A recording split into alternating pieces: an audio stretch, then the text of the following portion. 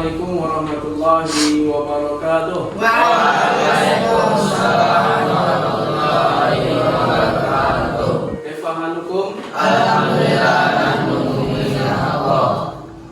Sehat semuanya ya? Sehat. Baik. Alhamdulillah, pada kesempatan ini kita bertemu kembali dalam rangka tentunya untuk belajar lebih baik lagi dan lebih baik lagi dari sebelum-sebelumnya ya. Baik, sebelum kita memulai pelajaran kita pada pagi hari ini, maka baiknya kita awali dengan doa bersama-sama. Untuk ketua kelas, siapa ketua kelas? Ya, silakan pimpin doa bersama-sama. Ya. Sebelum kita mulai pelajaran kita, mari kita baca doa bersama-sama. 1, 2, 3. Bismillahirrahmanirrahim. Nawaitu ta'alluma wa ta'lima wa tadhakkura wa tazkira wa naf'a wal intifa'a wal istifadata wal hassa ala tamassuki bi kitabillahi wa sunnati rasuli wa du'a ilal huda wa dalalata alal khairi ibtila'a wajhillahi wa mardatihi wa qurbihi wa sawabihi. Rabbi shrah li sadri wa yassir li amri wahlul 'uqdatam min lisani yafqahul qawli. Rabbana zidna ilman warzuqna fahman. Amin. Alhamdulillah, semoga pembelajaran kita pada kali ini diberkahi dan diberi kelancaran, dan tentunya pelajaran yang terdapat insyaallah bermanfaat bagi yang lainnya. Amin. Baik, selanjutnya Ustaz ingin mengecek kehadirannya semuanya. Apakah ada yang hadir? Ada yang hadir? Nggak ada? Hadir semuanya? Alhamdulillah. Itu tandanya Allah masih memberikan kesehatan kepada kita. Alhamdulillah. Baik, nama Ustaz semuanya. Kali ini kita akan belajar pelajaran fikih ya. Pada kali ini kita akan belajar pelajaran fikih ya, yang mana pada pelajaran sebelumnya kita membahas tentang zakat ya. Ada zakat fitrah, zakat mal ya, pembagian zakat dan siapa saja yang berhak menerima zakat. Nah, pada kali ini kita akan belajar tentang bab puasa ya. Pada pertemuan ini kita akan belajar mengenai bab puasa. Nah, jadi sebelum kita masuk pada inti pembelajaran atau sebelum Ustaz menerangkan pelajaran kita kali ini, saya ingin memberikan tujuan pembelajaran kita pada hari ini ya. Jadi nanti setelah antum belajar atau mengikuti pembelajaran ini ya, kamu nanti harus dapat mengetahui tentang pengertian dan dalil puasa ya. Baik itu pengertian puasa, apa dalil tentang puasa, kemudian syarat-syarat puasa itu apa saja, dan rukun puasa juga apa saja ya. Kemudian amalan-amalan sunnah ya, amalan-amalan sunnah ketika waktu puasa, amalan apa saja yang sunnah dilakukan dalam puasa. Nah, kemudian yang selanjutnya kamu harus juga mengetahui nanti hal-hal yang makruh, hal-hal yang makruh dilakukan ketika puasa. Kemudian juga hal-hal yang membatalkan puasa apa saja, dan hal-hal yang tidak membatalkan puasa ya, hal-hal yang tidak membatalkan puasa. ada 3 poin. Yang poin ketiga adalah macam-macam puasa. Ya, kita akan bahas macam-macam puasa. Kemungkinan ini akan kita bahas pertemuan selanjutnya. Macam-macam puasa, ada puasa wajib, ada puasa Ramadan, ada puasa nazar, ada puasa kafarah. Nah, apa bedanya sih, Ustaz? Puasa wajib sama puasa Ramadan? Nah, mungkin ada yang bertanya-tanya, apa sih bedanya puasa wajib sama puasa Ramadan? Nah, pertemuan berikutnya akan kita bahas. Paham dong? Nah, kali ini kita akan membahas tentang puasa tadi. Ya, apa pengertian puasa dan apa dalil tentang puasa. Ada yang tahu puasa itu apa? Pengertian puasa itu ada pengertian dari bahasa, ada pengertian menurut yang ada di depan kamu ini. Ada pengertian menurut bahasa dan ada pengertian menurut istilah. Pengertian menurut bahasa apa? Nah, menurut bahasa, puasa itu artinya adalah menahan diri dari sesuatu. Kira-kira paham nggak sampai di situ? Kalau cuma itu saja menurut bahasa, menahan diri dari sesuatu. Sesuatunya itu apa, Ustaz? Paham nggak kira-kira kalau cuma dari segi bahasa? Nah, kita lihat dari segi istilah. Ya, menurut istilah, puasa itu artinya menahan diri dari makan dan minum dan sesuatu yang membatalkan puasa. Nah, itulah yang dimaksud dengan menahan dari sesuatu, menahan diri dari sesuatu. Apa sesuatunya? Makan, minum, dan hal-hal yang membatalkan puasa. Ya, hal-hal yang membatalkan puasa. Ya.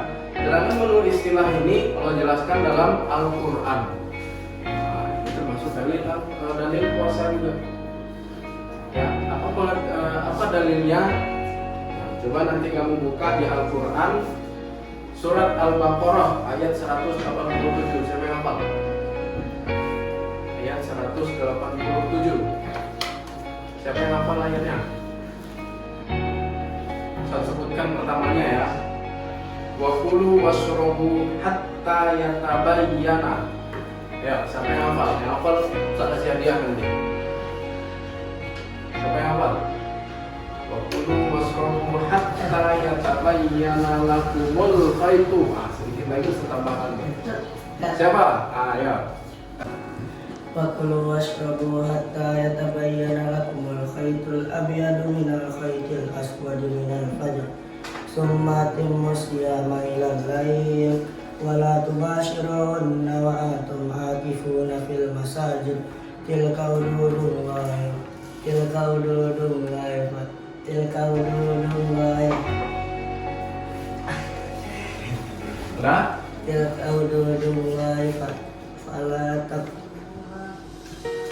hududullahi fala taqrabuha kadzalika yubayyinullahu lakum ayatihi lin-nasi la'allahum yattaqun. Oke, bentar. Beri tepuk tangan. Apa hadiahnya? Enggak mau hadiah? Enggak mau? Oke, bentar. Ya, nanti ya. Itu Al-Baqarah ayat 187 sampai berapa? Sebenarnya kelebihan yang dibaca tadi ya. Sebenarnya yang dalilnya itu hanya wa kulu washrabu hatta yatabayyana lakumul khaytul abyadu minal khaytil wadi minal fajr. Hanya sampai di situ. Artinya siapa yang tahu? Artinya makan dan minumlah hingga jelas bagimu perbedaan antara benang putih dan benang hitam, yaitu fajar. Yaitu fajar. Ya, contoh. Nah, itulah menurut bahasa dan menurut istilah. Lalu apa dalil tentang diperintahkannya kita untuk puasa, Ustaz? Siapa yang tahu? Siapa yang tahu? Masa nggak tahu? Ada yang tahu nggak? Apa dalil tentang diwajibkannya kita berpuasa sebulan Ramadan banyak? Siapa yang tahu dalilnya? Ya ayyuhalladzina. Ya, kalau hafal sama-sama.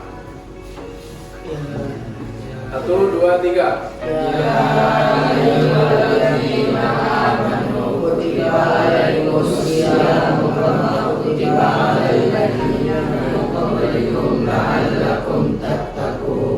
Alhamdulillah, luar biasa. Siapa yang tahu artinya? Yang tahu artinya siapa? Ya ayyuhalladzina amanu kutiba alaikumusiyam. Coba, Upi. Wahai orang-orang yang beriman, diwajibkan kepada kalian untuk berpuasa di bulan Ramadan seperti orang-orang sebelum kalian agar kalian bertakwa. Agar kamu bertakwa. Itulah dalil diperintahkannya kita untuk berpuasa. Kira-kira udah hafal itu belum? Udah hafal belum itu? Sudah lah. Ya, masa nggak hafal? Ya, saya yakin kamu pasti hafal. Ya. Nah, itulah pengertian puasa. Ada mengenai tentang dari menurut bahasa. Ya, menurut bahasa tadi apa? Menahan diri dari sesuatu. Apa sesuatunya? Diterangkan lagi menurut istilah. Menahan diri dari makan, minum, dan sesuatu yang membatalkan puasa. Jika dalilnya tadi sudah kita baca sama-sama. Ya, sampai di sini paham? Pengertian puasa sampai di sini paham? Oke, selanjutnya yaitu kita membahas tentang rukun puasa. Ya, rukun puasa ada beda. Rukun dan syarat beda ya. Rukun dan syarat itu beda. Nah, di sini kita membahas tentang rukun puasa. Rukun yang pertama itu adalah niat. Ya, rukun yang pertama itu adalah niat. Bagaimana dijelaskan dalam hadis Rasulullah bersabda, "Innamal a'malu binniyati." Innamal a'malu binniyat. Udah paham itu, udah tahu itu artinya ya. Innamal a'malu binniyat. Sungguhnya segala sesuatu itu diawali dengan niat. Apalagi yang kita kerjakan ini puasa Ramadan. Ya, puasa Ramadan harus diawali dengan niat. Kapan kita niat puasa Ramadan? Kapan kita niat puasa Ramadan? Malamnya sebelum puasa besok hari.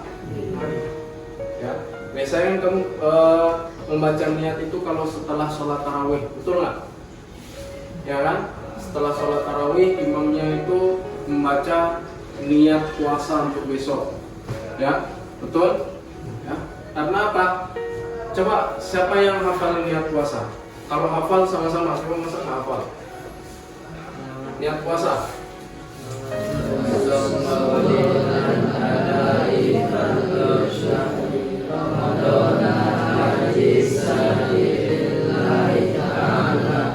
Kamu saya yakin kamu paham bahasa Arab, ya. Nawaitu sauma wadin. Nah, wadin itu apa? Wadan, besok saya sengaja berniat puasa untuk esok hari. Nah, saya kan kalau kamu niatnya pada waktu sahur. Waktu sahur itu misalkan kamu sahur tanggal 24. Kamu niatnya nawaitu sauma wadin. Wadannya itu hari apa? Tanggal berapa? Tanggal 25. Berarti kamu niatnya untuk tanggal 25 bukan untuk tanggal 24. Paham ya? Nah, itu makanya kenapa dianjurkan kamu berniat puasa itu pada malam hari setelah sholat tarawih atau malam sebelum tidur, ya. Paham toh? Nah, tapi kalau puasa-puasa sunnah pagi hari pun kamu niatnya boleh, nggak masalah, ya. Jam 8 kamu niatnya nggak apa-apa, ya, nggak apa-apa. Asalkan sebelumnya kamu tidak makan dan minum. Paham toh? Nah, itu. Ya. Yang pertama adalah niat. Yang kedua adalah imsak. Pernah mendengar kata imsak? Apa imsak? Batas waktu. Batas waktu. Imsak. Pernah mendengar imsak? Ketika lagi sahur, ya kan? Cepat-cepat. Bentar lagi imsak.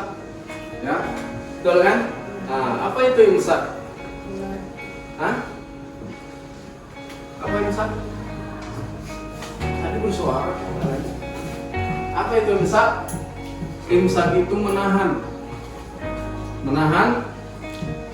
diri dari hal yang membatalkan.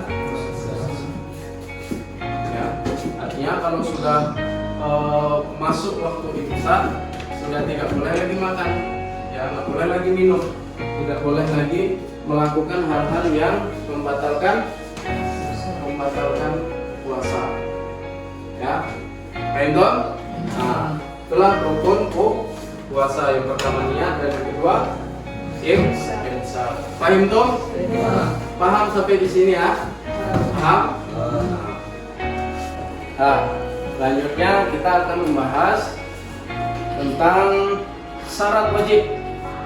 Ya, tadi kita berbicara tentang rukun. Ya, sekarang kita berbicara tentang syarat wajib puasa. Ada yang tahu syarat-syaratnya? Ada yang tahu? Sama tahu segala di depan ini. Ya, yang pertama apa syarat wajib puasa? Yang pertama adalah Islam. Orang Islam sudah tentu wajib puasa Ramadan. Orang Kristen boleh nggak? Kalau orang Kristen, orang Buddha, orang Nasrani dan lain sebagainya boleh nggak puasa? Boleh nggak puasa? Boleh, tergantung kepercayaan mereka. Ya, tergantung kepercayaan mereka. Boleh aja. Ya. Kemudian syarat wajib yang kedua adalah berakal sehat. Berakal sehat.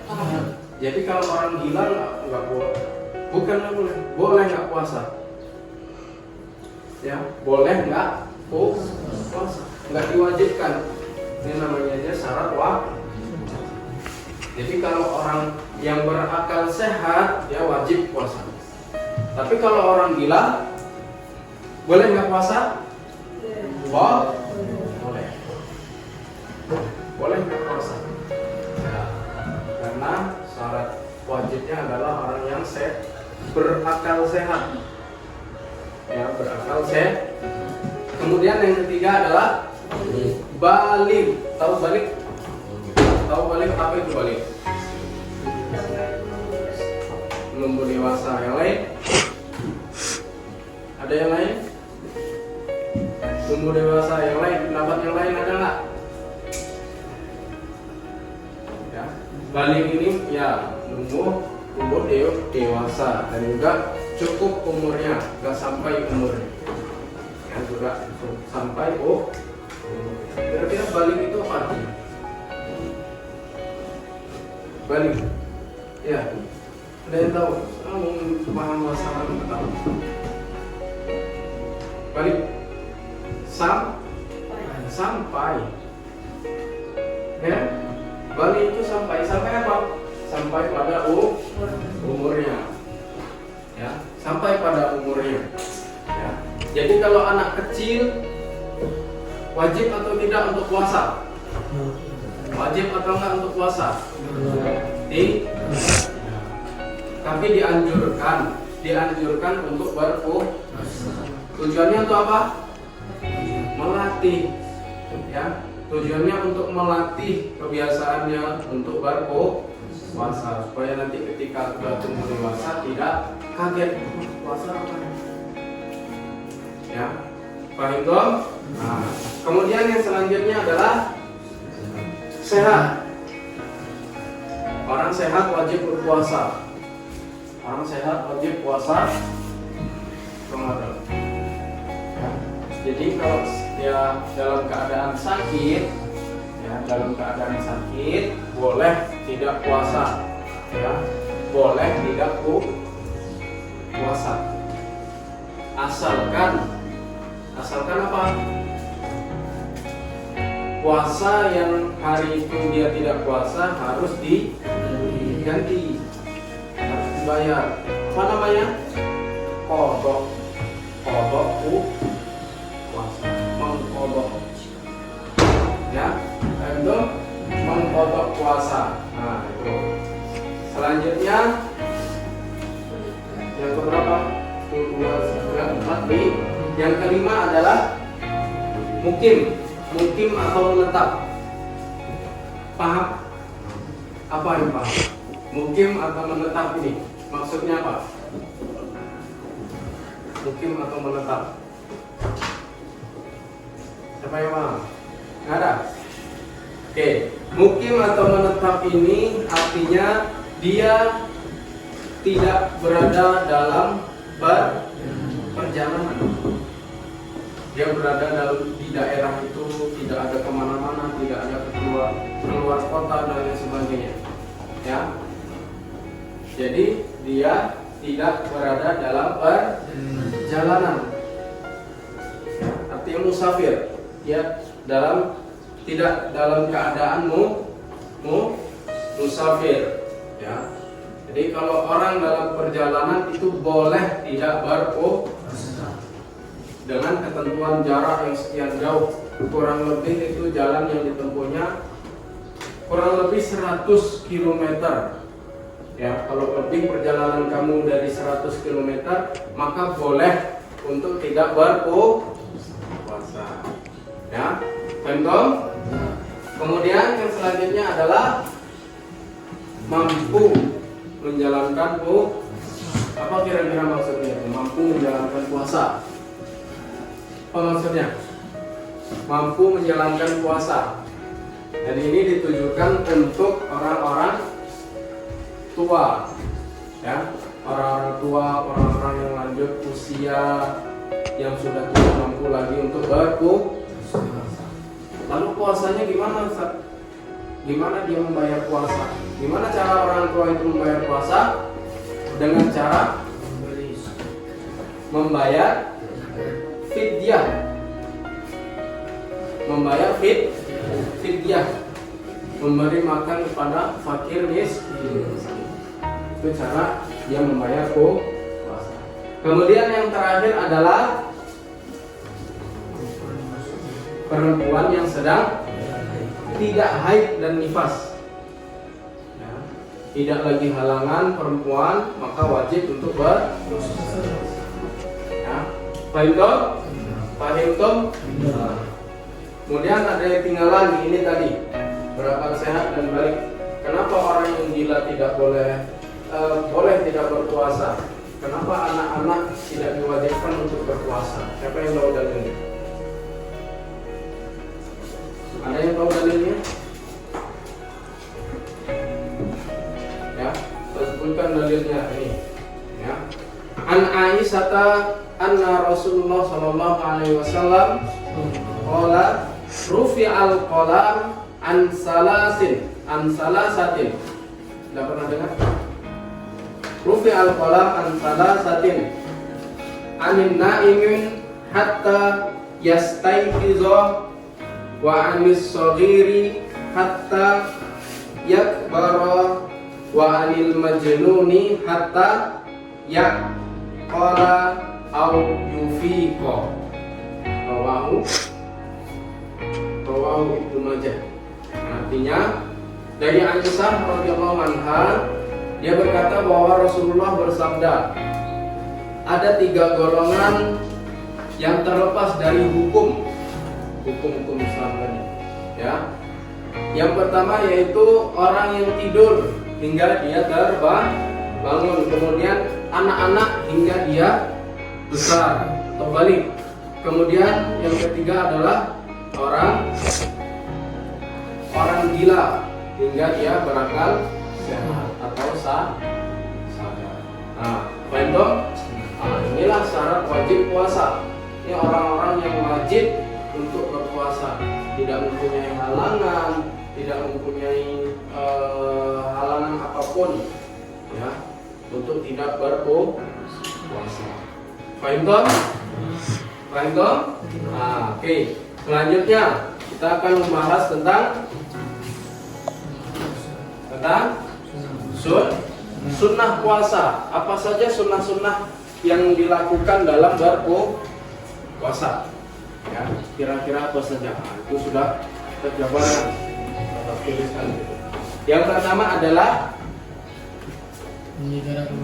menyegerakan berbuka. Jadi kalau sudah masuk waktunya berbuka, maka segeralah untuk berbuka. Ya. Contoh kamu lagi dalam perjalanan, lagi beli bukaan, ya, lagi beli bukaan, kemudian sudah buka nih, bingung, belum sampai di rumah, ya. Maka batalkanlah puasa kamu dengan yang ada dulu, ya.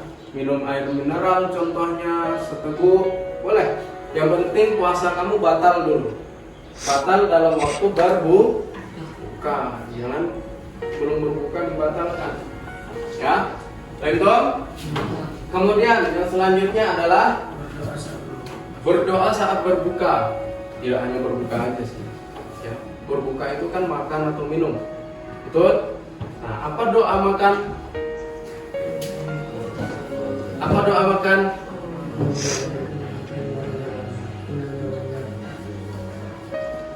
Bisik-bisik. Apa doa makan? Siapa yang hafal?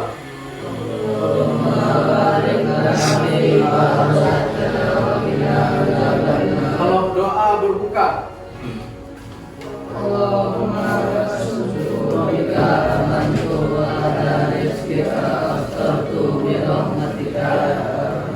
harus berdoa.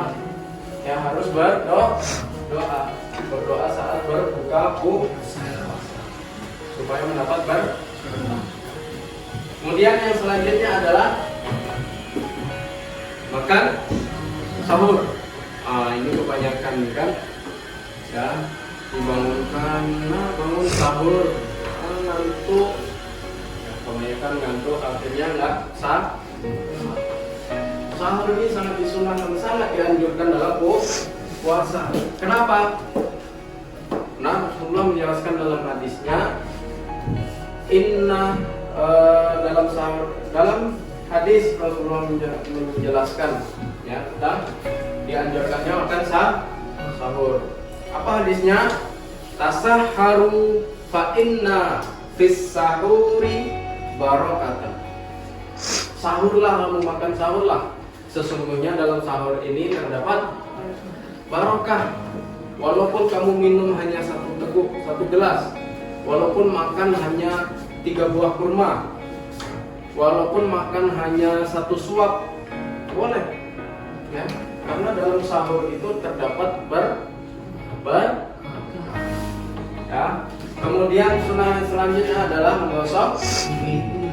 menggosok gigi waktu pagi hari. Nah, ini sangat dianjurkan ketika setelah sahur. Setelah sahur baru langsung gosok gigi. Jangan ketika nanti jam 12 atau ketika mau zuhur, karena itu bisa berakibat membatalkan puasa. Karena soden, karena odol itu mengandung Kemudian selanjutnya adalah sholat lail. Apa itu sholat lail? Sholat lail, sholat malam. Apa yang dimaksud dengan sholat malam? Tahajud. Ya, tahajud. Berarti tidak dalam puasa saja digunakan. Malam-malam pada bulan-bulan yang lain pun dianjurkan juga tahajud. Ya, dianjurkan juga. Kenapa dianjurkan disunahkan sholat lail ini? Karena di sholat inilah doa-doa semua diijabah. Ya, sholat itu doa-doa ketika sholat itu diijabah. Apalagi pada bulan puasa, bulan Ramadan, semua amalan-amalan itu akan dilipat gandakan pahala. Paham toh? Kemudian selanjutnya memperbanyak sedekah. Maka nggak heran nanti kamu ketika puasa banyak orang yang bersedekah, banyak orang yang berinfak dan lain sebagainya. Karena pada bulan itu akan dilipat gandakan apa? Pahala. Nah, dan juga tentang tadarus Al-Quran yang mungkin satu huruf di bulan lain kamu baca itu kamu mendapatkan 10 kebaikan. Bisa jadi di bulan puasa ini kamu mendapatkan beratus-ratus atau beribu-ribu kebaikan dari huruf-huruf Al-Quran yang kamu baca. Kemudian yang terakhir adalah memberi makan untuk berbuka puasa. Ya, biasanya kan banyak itu di masjid-masjid orang menyumbang makanan untuk berbuka puasa. Ya, berbuka puasa. Ini besar pahalanya. Bagi barang siapa yang memberi makan kepada orang yang berpuasa, maka orang yang memberi makan itu tadi mendapatkan pahala sama seperti orang yang berpuasa. Ya, sama seperti orang yang memberi yang berpuasa. Misalkan ibu kamu lagi berpuasa, ibu kamu memberi makan ke masjid dan makanan itu dimakan oleh 5 orang yang berpuasa, maka ibu kamu mendapatkan pahala dari 5 orang itu seperti orang yang berpuasa itu. Ya, baik toh? Inilah sunnah-sunnah atau hal-hal yang sunnah dilakukan ketika berpuasa. Paham toh? Paham toh? Tuh ya. Oke, selanjutnya adalah membahas tentang perbuatan yang membatalkan puasa. Apa saja perbuatan yang membatalkan puasa? Sudah pastinya makan atau minum dengan sengaja, ya. Makan dan minum dengan sengaja. Ya, ini sebenarnya banyak hal-hal yang membatalkan puasa. Ini 2 poin saja. Makan dan minum dengan sengaja sudah pasti batal. Ya. Kemudian, ini teruntuk orang-orang yang sudah berkeluarga, ya, melakukan hubungan suami istri, ya, hal yang sudah pasti dilakukan dengan istri. Itu hal-hal yang membatalkan puasa. Sebenarnya banyak sekali hal-hal yang membatalkan puasa, ya, tapi secara garis besar ini aja. Ya. Kemudian yang selanjutnya adalah orang-orang yang diperbolehkan tidak puasa. Ada orang-orang khusus, orang-orang yang istimewa ini. Ada orang-orang yang istimewa yang boleh tidak puasa. Ya, boleh tidak puasa. Jadi bahasanya boleh tidak puasa, bukan tidak boleh puasa. Nah, itu beda artinya. Ya, boleh tidak puasa. Yang pertama adalah orang sakit yang tidak kuat mengerjakan puasa. Kalau dia sakit tapi dia kuat puasa, silakan, nggak apa-apa. Ya, tidak apa-apa. Ya. Kemudian yang selanjutnya adalah orang yang sedang dalam perjalanan. Nah, yang saya katakan tadi, orang dalam perjalanan yang disebut musafir, ya, batasannya adalah kurang lebih 100 km. 100 km. Kalau lebih dari 100 km, maka dia boleh untuk tidak berpuasa. Nah, itu. Ya, baik dong. Kemudian yang selanjutnya adalah wanita hamil, ibu-ibu hamil atau ibu-ibu yang lagi menyusui, maka diperbolehkan untuk tidak berpuasa. Ya. Kemudian yang terakhir adalah orang tua yang tidak kuat lagi untuk berpuasa. Sama yang saya katakan tadi, ya, orang tua yang tidak mampu untuk berpuasa maka diperbolehkan, ya, untuk tidak berpuasa. Lalu puasa gimana? Dengan cara membayar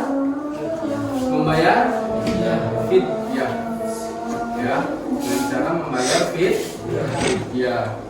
Nah, itulah orang-orang yang istimewa. Ini orang-orang istimewa yang diperbolehkan untuk tidak berpuasa. Baik dong? Paham sampai di sini? Dari pengertian puasa, dalil puasa sampai orang-orang yang diperbolehkan untuk tidak puasa. Paham kira-kira? Ada yang ditanyakan? Tidak ada? Alhamdulillah semua paham ya. Nah, ya, maka maka ini harus dipelajari lagi nanti di rumah.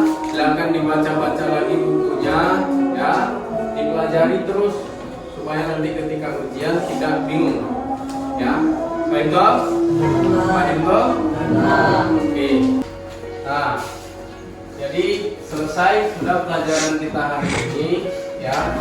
Dan saya harapkan nanti di rumah silahkan dibaca-baca lagi materinya agar ketika keluar dari kelas tidak hilang ilmu, ya, supaya melekat apa yang kita pelajari hari ini.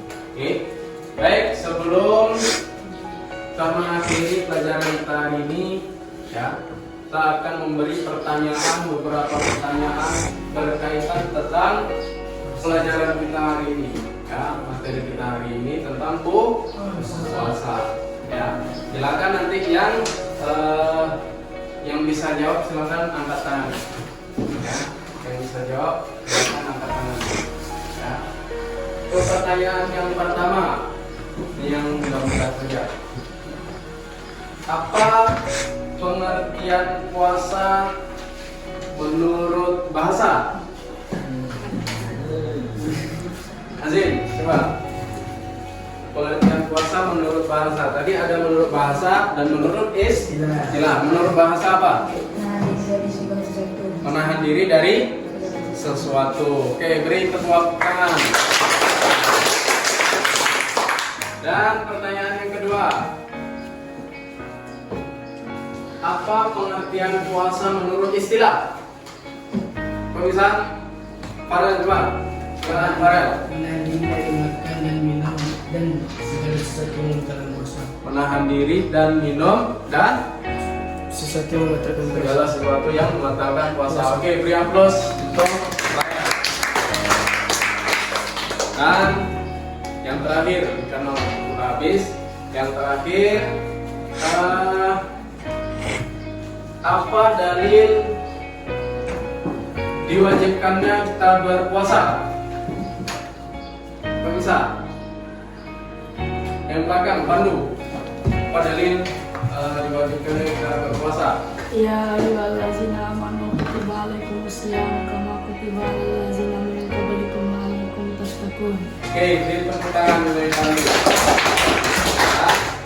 Jadi sekali lagi saya ingatkan, ya, dipelajari lagi pelajaran kali ini nanti di rumah supaya nggak sia-sia kita belajar pada hari ini, ya. Baiklah, kita akhiri. Demikianlah pelajaran kita hari ini. Semoga bermanfaat dan semoga bisa diamalkan juga oleh antum kepada yang lainnya, ya. Dan kita akhiri pelajaran kita hari ini dan kita lanjutkan pertemuan berikutnya. Kita akhiri dengan membacakan hamdalah dan kafaratul majlis.